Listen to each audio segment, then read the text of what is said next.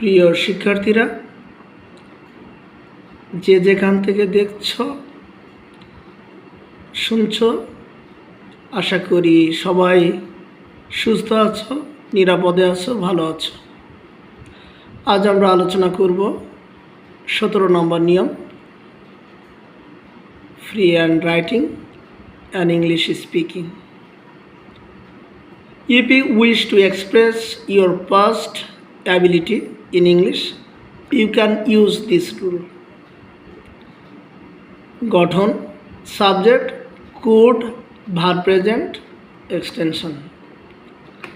Subject এরপর could.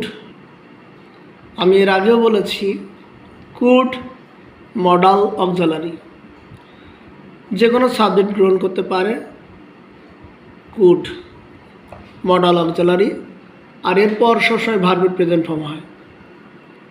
তারপর বাকি অংশ।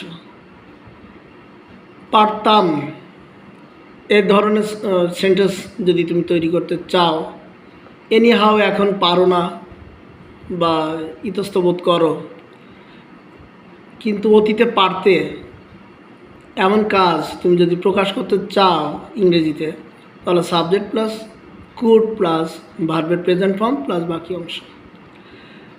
For example, I could swim in the pond.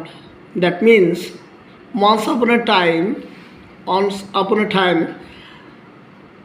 আমি পারতাম খুব ভালোভাবে, এখন সম্ভবত পারি না, অনেক দিন ট্রাই করা হয় না, confusion.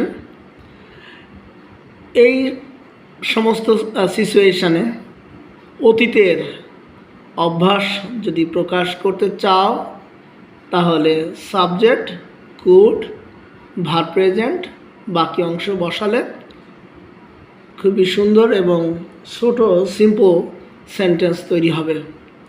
For example, another example, she could drive car. সে গাড়ি চালাতে পারত। Past ability. এমনভাবে যদি পাস্ট অ্যাবিলিটি প্রকাশ করতে চাও, তাহলে এই ছোট নিয়মটি তুমি বুঝে নিজের বাস্তব জীবনে বিভিন্ন সিচুয়েশানে, এমন পরিস্থিতিতে তুমি ব্যবহার করতে পারো এবং ছোট ছোট বাক্য, নির্ভুল বাক্যের মাধ্যমেই তোমার বাক্যগুলো যতই সিম্পল হোক, ইজি হোক, ইট ডাজ নট ম্যাটার, কিন্তু এই ছোট ছোট বাক্য, নির্ভুল বাক্য তুমি যদি লিখতে পারো, বলতে পারো, তখন একটি ভালো দক্ষতা তৈরি হবে, যেটি তোমার ভবিষ্যতে কাজে লাগবে। এর কারণে মনোযোগ সহকারে এটি অধ্যয়ন করো, বোঝো এবং বাস্তব জীবনে প্রয়োগ করো।